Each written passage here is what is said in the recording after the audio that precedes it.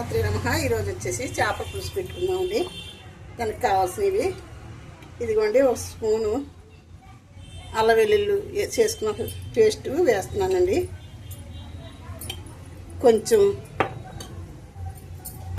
ఉప్పు కూడా వేస్తున్నాను, సరిపడా ఉప్పు వేసేస్తున్నాను. కొద్దిగా కారం కూడా వేసుకుందాము.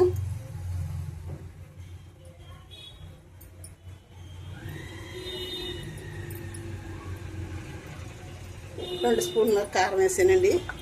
పసుపు కూడా వేసుకున్నాము, అర టీ స్పూన్ పసుపు వేస్తున్నాను. ఇవన్నీ కలుపుకొని ఇవన్నీ చేప ముక్కలకి పట్టించుకుందామండి.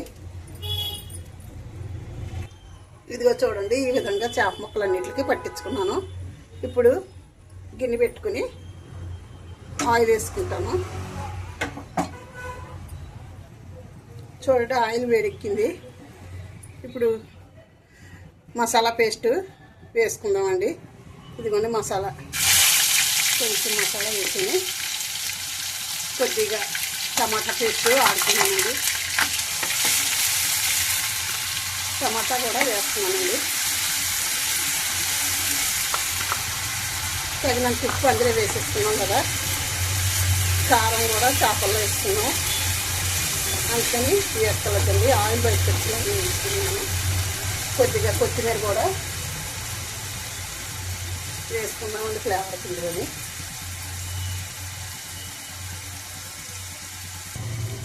ఇవ్వండి, పచ్చిమిర్చి కూడా వేస్తున్నాను.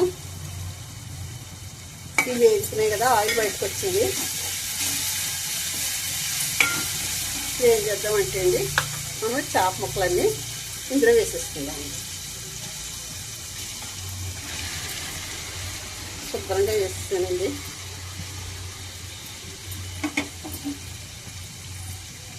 ఒకసారి పైకి కిందకి కలుపుకుంటే మనకి చేప ముక్కలు వేసిన వెంటనే కలుపుకున్నా మనకేమి విడిపోవండి.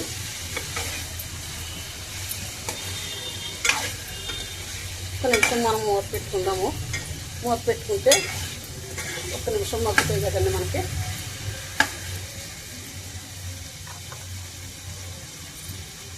వాటర్ వేస్తున్నాను.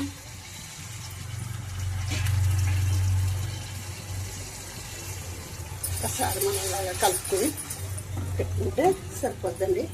ఇదిగోండి, మామిడికాయ ముక్కలు కూడా వేస్తున్నాను. టేస్ట్గా ఉంటుందండి పులుసు.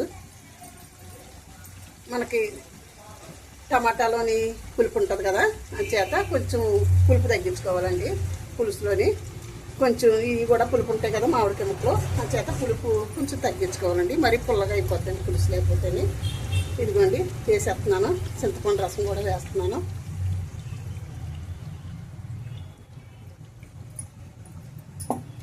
ఒకసారి మనం ఇలా కలుపుకుందామండి. బాగా కలుస్తుంది కదా అంతని. కొంచెం పులుసు పోసుకుందాము. ఏంటంటే పలసగా మరీ చిక్కగా అయిపోతుంది కదా అంచేత.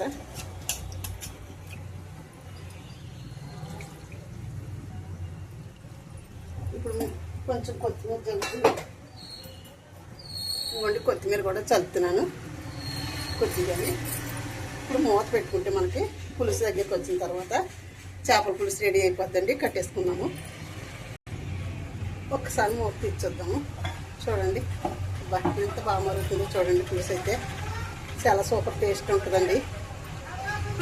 ఒకసారి ఇలా కలుపుకుంటే సరిపోతుంది. ఓకే, ఉప్పు సరిపోయింది లేదు చూస్తాను. ఉప్పు కూడా సరిపోయిందండి. ఇంకా కొంచెం మరగాలండి. మూత పెడుతున్నాను.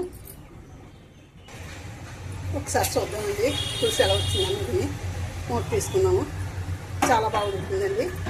చిక్కగా కూడా అయిపోయింది పులుసు అయితేనే. ఇది గట్టి పెట్టి కలిపేసుకోకూడదండి. ఇప్పుడు చాలా బాగా వచ్చింది. ఇదిగోండి, గుడగ కూడా ఉడుకుతుంది కదా, చిక్కగా ఉంది పులుసు అయితే. చాలా బాగుంది, సూపర్ టేస్ట్ కూడా ఉందండి పులుసు అయితే. ఇదిగోండి, ముక్కలు కూడా ఉడికిపోయాయి. సరే అండి, ఉంటానండి. కట్టేస్తాను. శ్రీమాత్రి నమః, శ్రీమాత్రి నమః, శ్రీమాత్రి నమః. వీడియో ముగిస్తున్నానండి. ఉంటానండి.